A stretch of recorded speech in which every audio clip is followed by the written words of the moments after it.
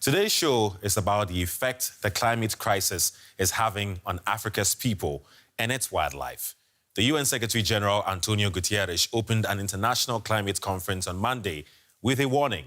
He said levels of heat-trapping gases have hit a record high, and the impact could be catastrophic if nations do not take action to limit their greenhouse gas emissions. Africa is already struggling with the effects of a more volatile climate. Drought, unusually severe rainfall, cyclones. 8 months ago, Cyclone Idai wreaked havoc on the east of Zimbabwe. Our reporter, Privilege Mushaniri, visited Chimanimani and found many survivors still living in tents. Adjusting to life in camps has been difficult for Cyclone Idai survivors in Zimbabwe.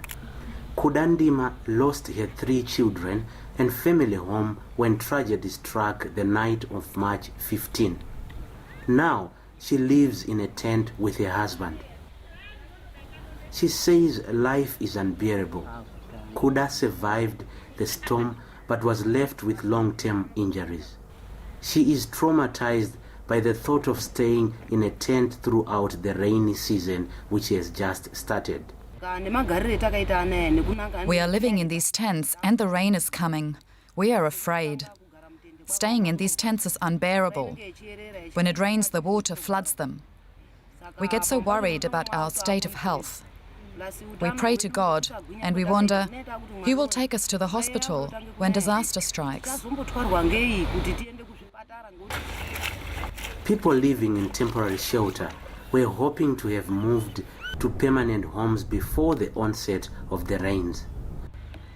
Moving is no longer possible, and they will have to wait till the end of the rainy season in 7 months.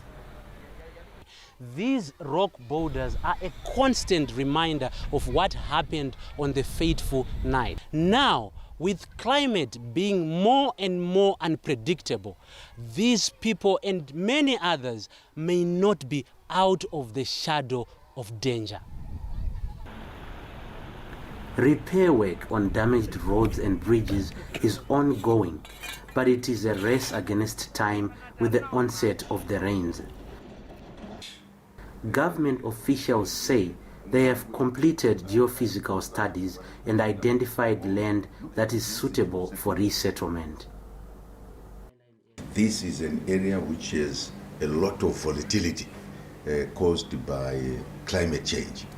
But that climate change can be exacerbated by settlement patterns. So we have taken a long time to look for suitable areas where we could relocate those people.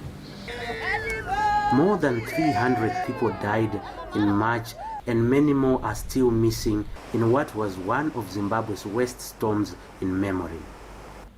Survivors like Kudandima are hoping there will not be a repeat of a disaster on the scale of Cyclone Idai. Joining me now is Nafkote Dabi, Oxfam's Global Climate Policy Lead, who is in Madrid for the conference. Hello, Nafkote. It's nice to see you, and thanks for your time. Now, we've just seen how people in Zimbabwe are still struggling months after Cyclone Idai. Now, Oxfam published a report today saying climate-related catastrophes have forced 20 million people to flee every year in the past decade. So the question is, how badly is Africa affected? In general, climate change, the climate-related disaster is affecting Africa majorly. Africa is one of the hardest hits. When it comes to, global emission, Africa is just contributing to 5% of the global emission. When it comes to displacement, Somalia is one of the countries hardest hit. There's Somalia, there's Namibia, there's also South Sudan.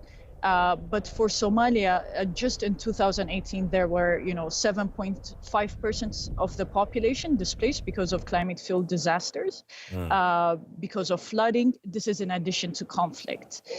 This means actually, the entire population of Munich, Hamburg, and Berlin being displaced in a single year. Like you rightly said, we are contributing the least to climate change, but we are going to feel the effects even more than the major polluters. So we want to find out, what can African leaders do to push the world's biggest polluters to actually do more to help prevent climate change? Eddie, already actually Africa is suffering the consequences. 52 million people, because of a drought, repeated droughts, they're starving, they're hungry across 18 countries in Africa. So African leaders have to come together. Actually, in Amsterdam in November, they have made a strong call, to the world leaders asking for funding so that communities can be supported in terms of rebuilding their homes and so on. They have to ask world leaders, especially rich countries, you're the one who contributed to the global emission, and you have to support us in terms of, finance for adaptation, finance for loss and damage, so that communities can be able to adapt. At the end of the day, though, we on the continent are going to face the serious effect. So we don't really have to wait for someone to do something, right? What can we do as a continent and as a people to tackle this? Already, we're seeing some good examples. For instance, Ethiopia is proposing, to invest in a major way in renewable energy production. That's a really good start. But still funding is needed, to support Africa in terms of reducing emission, deep cut emission. But as I said, we're actually contributing to 5%. So we need to be able to find creative ways to adapt. But again, at the end of the day, we need finance, we need funding. Very well so. Nafkote Dabi, Oxfam's Global Climate Policy Lead, thanks for your time. Thank you. Now, South Africa's Karoo region is suffering its worst drought in a century. The region's oldest town, Graaff-Reinet, has always been parched, but with taps running dry, farmers have to decide whether to keep their livestock alive or let them die. It's a bleak choice that other places with shrinking water supplies could soon be facing on our warming planet. Johannes van Rensburg drives past what used to be a field of agaves on his farm. Today, there is nothing left. That agave plants that are renowned for their hardiness in droughts, they all died in 17. Van Rensburg's farm is located in South Africa's Great Karoo. The region is naturally dry, but a severe drought is now taking its toll on humans and animals. This is the worst drought that I've been in. It's the fourth drought that I've gone through. This one, what's worse about it is that obviously the length of this drought. It's now lasted 5 years here where we are. Another thing is we are not being assisted in any way by the government of the day. The dry land means there is no grazing. So to keep his 2,500 sheep and goats alive, Van Rensburg has to spend $9,000 a month. Many farmers have to slaughter their animals or file for bankruptcy. And with many dams now completely dried up, the provincial government recently declared the Eastern Cape province a disaster area. But farmers and residents are still waiting for support. Wendy Tunzi has been living in the Karoo town of Graaff-Reinet her whole life. A week ago, her tap ran dry and the toilets won't flush. Yeah, the children are getting infections, other people are getting sick because of body needs water, and if we don't have, we're not going to drink it. The town's water trucks don't come regularly, and Wendy is disappointed with the local authorities. Because I'm sure they were aware of this. They could have at least worked hard, because now it's over in a week without water. It's too much. Graaff-Reinet is amongst the worst affected towns. Dams and rivers are bone dry. In April, the municipality received 30 million rand, that's more than $200,000 in drought relief. We tried to find out what the money has been spent on and if a water management plan is in place, but the mayor isn't available for an interview. The South African disaster relief organisation Gift of the Givers has now stepped in.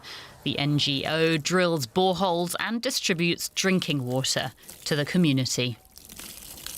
we struck enough water to supply at least 2,000 children with 10 litres of water every day from now on, until the municipality is back on track and they can take the patient back and they can run again.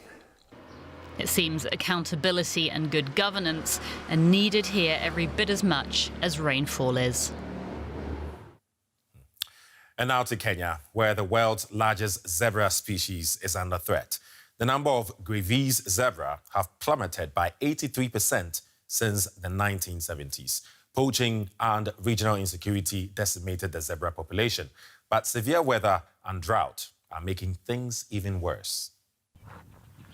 The dry northern plains of Kenya used to be a safe haven for the iconic Grevy's zebra. The species is well suited to the arid conditions, but loss of habitat, intense drought and land degradation is pushing these zebras to the brink. This is mainly due to increasing human population and also increasing numbers of livestock. Diseases like anthrax have also diminished the zebra, but the severe droughts have been especially deadly for the younger animals in particular. The population structure is skewed. Many adults and few smaller, younger individuals. It basically means that the babies may be getting born, but they're not surviving to adulthood. The situation has become so drastic that conservationists are now being forced to intervene. The main problem is they're literally starving to death. The Grevy Zebra Trust and other organizations that are trying to save the zebras actually have been feeding them during the dry season and bringing them hay. Conservationists say creating nature conservancies in Kenya will secure the Grevy zebra's heartland, and replanting grasses will rehabilitate the land. But until that happens, the survival of Grevy zebra is not guaranteed. That's it for now from DW News Africa, but I'll see you soon. Goodbye.